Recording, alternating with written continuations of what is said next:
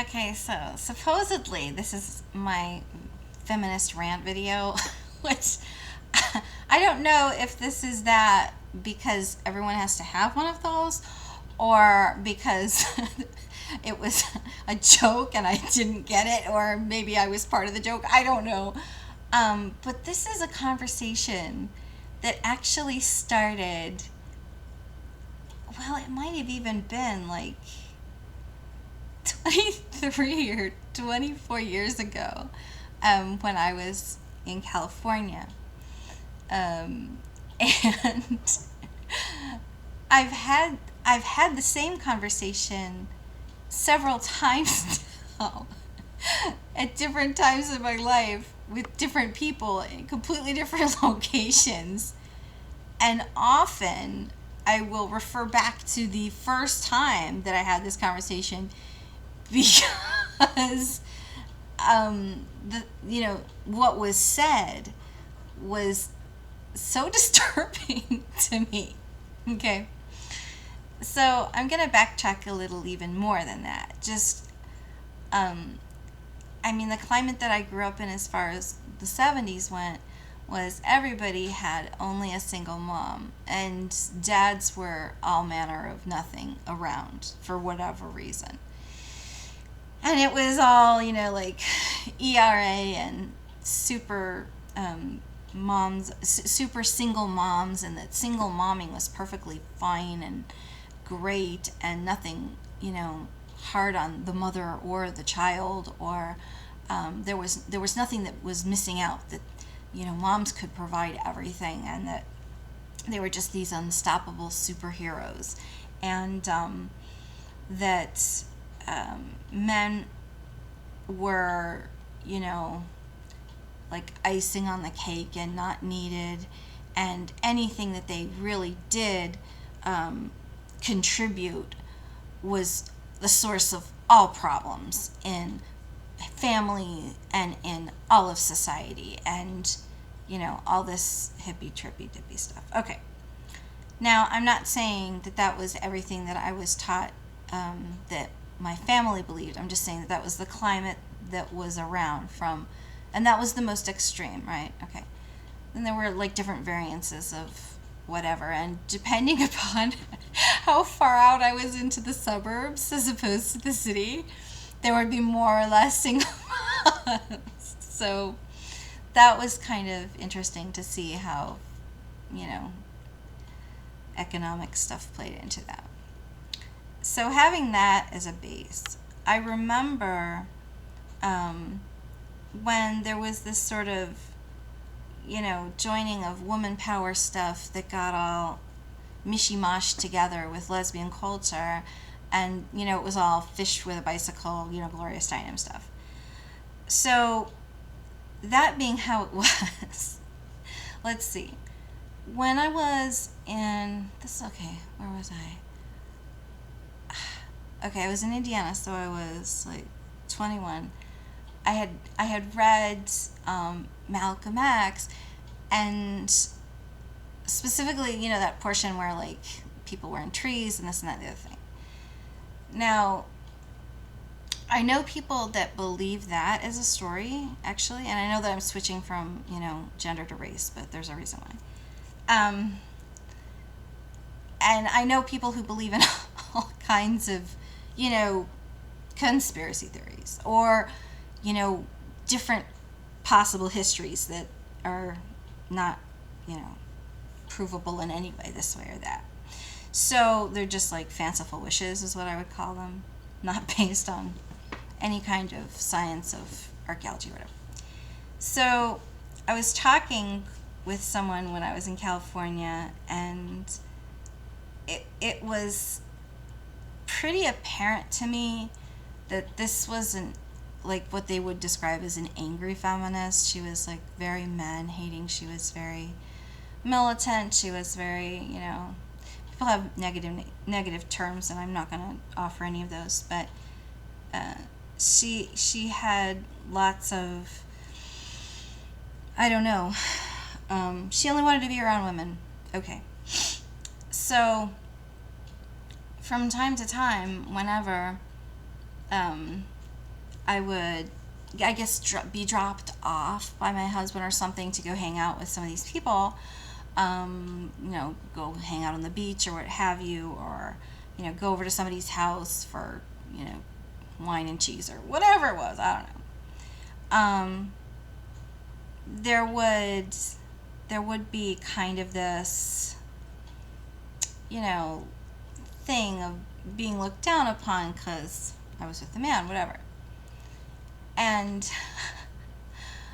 I remember we had words about it, and these were the only negative words we actually ever had with each other, or I would consider negative, because the whole rest of our relationship was always so incredibly beautiful and positive and loving, and completely, we just totally had fun. But I don't really think that she meant this to me, and I don't really think that she meant this to my husband, but I think that she was showing her pain in this way, and this is how it came across. We were talking about, like goddess stories in, I don't know if we were talking about Greek or Roman ones or something else. And she mentioned something sort of similar to that kind of a story of so-and-so were in trees, that, and equating men to that, women were fine in their women-run societies until men messed it all up. And, violence, stemmed from men and all this kind of stuff. And I looked at her and I was like, you don't really believe that, do you? And then I said the worst thing I could have ever said. It was like, right? Because I said, you realize you're half a man, right? That's how you got here, right? And even that, I guess. And she loved her dad. That disturbed her. Like, when she started to think that at one time she had been, half sperm and then a zygote, like that was too close. Okay, it's like that was making her too close to sperm. Okay, I don't know how any other way to describe it.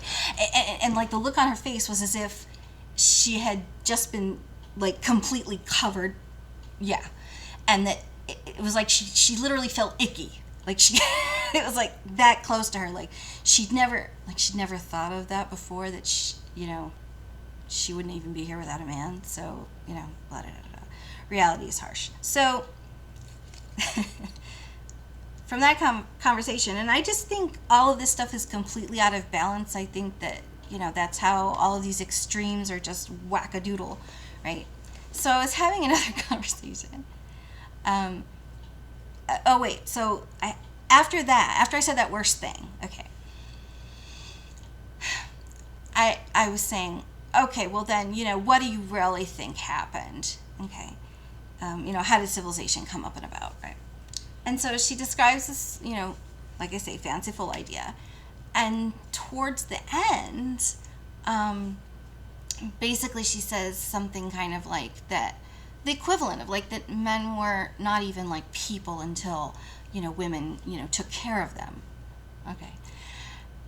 And she said something sort of to the effect of, as soon as men learned how to talk, it was all over. The way, like the tone in her voice was as if like, we should have never taught the dog to talk. You know what I mean? It was like so offensive.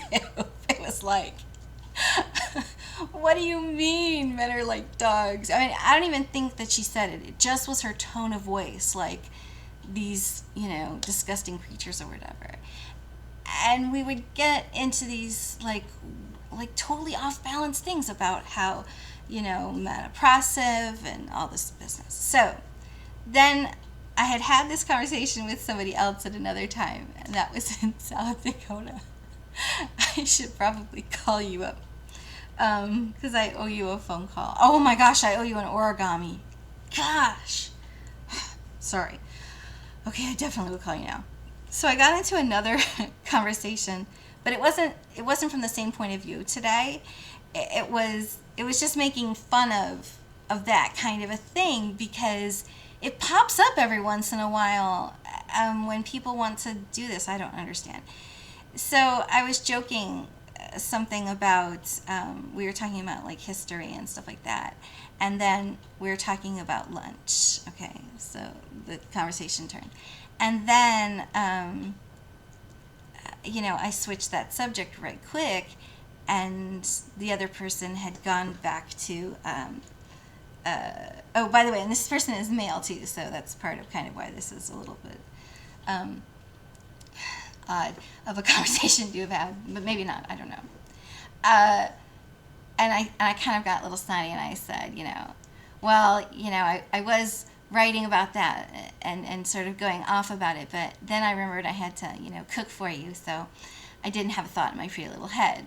And I didn't, I've never, I don't know why, and by the way, this conversation wasn't with my husband, but I've gotten that phrase, pretty little head, from my husband because it angers him very much about that women are treated in that way. And we have this whole thing about Bob Dobbs, and maybe I should do a vlog about that. So then, the friend and I, we were laughing about that, and then I said, well, it could have been the other way, and he's like, well, what other way? And I said, well, pick your legend. The Zulu were overtaken. The Amazon was invaded. The Celtic women were not able to keep their 1,000-year-old flame everlasting burning. The aliens came down and had sex with Egyptians, that kind of thing.